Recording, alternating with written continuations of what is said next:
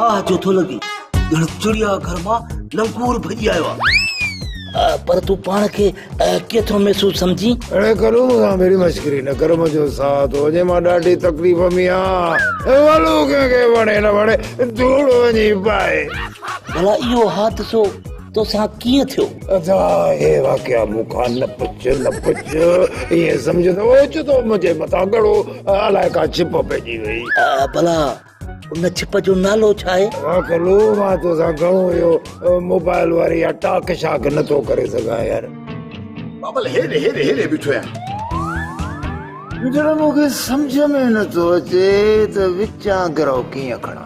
Solo कमा बिल्लो ॾिठो थई, बिल्लो टके प्लेट के ॾिसंदो आ ऐं झट वञी बूटी खणी वेंदो आ, ईअं गिरां खण।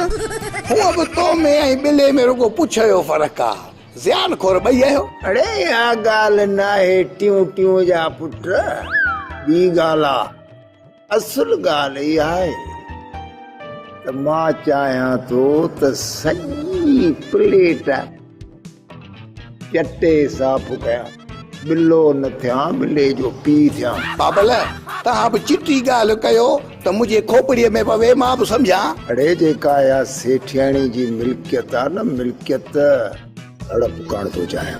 हलड़ी बंदूक तुंहिंजो ठका।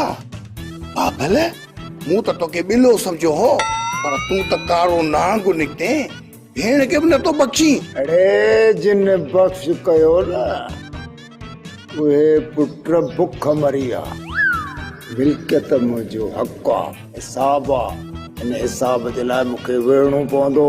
बाबल तूं फिक्र न कर, मां पढ़ियल लिखियल माण्हू आहियां, मां वेठो आहियां न, मूं ते भरोसो कर। सेठियाणी जे मुड़ुस जी जेका बि मिल्कियत आ न, उन बाबति मां तपेदार सां ॻाल्हायो आहियां। मां तोखे फ़ाइदो ॾियारींदुसि, फ़ाइदो। पहिरीं तूं इहो हराम खा, मुंहिंजो मतिलबु आहे त मिल्कियत फबा, पोइ तुंहिंजी पाणी मिल्कियत खे बि ॾिसी वठंदासीं। वाह जो कम खे पटियो अथई, वेल डन माना गुड वर्क। बाक़ी रही आहे अबाड़ी मिल्कियत, उहा बिले चिलकणीअ जे नाले ते थींदी।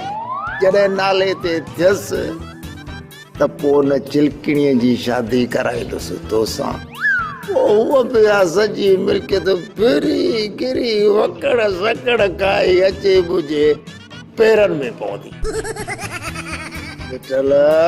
जी बाबल। अरे छोरा हेॾे आ त को बाकुर पाया त को मुंहिंजो हाउ ठरे।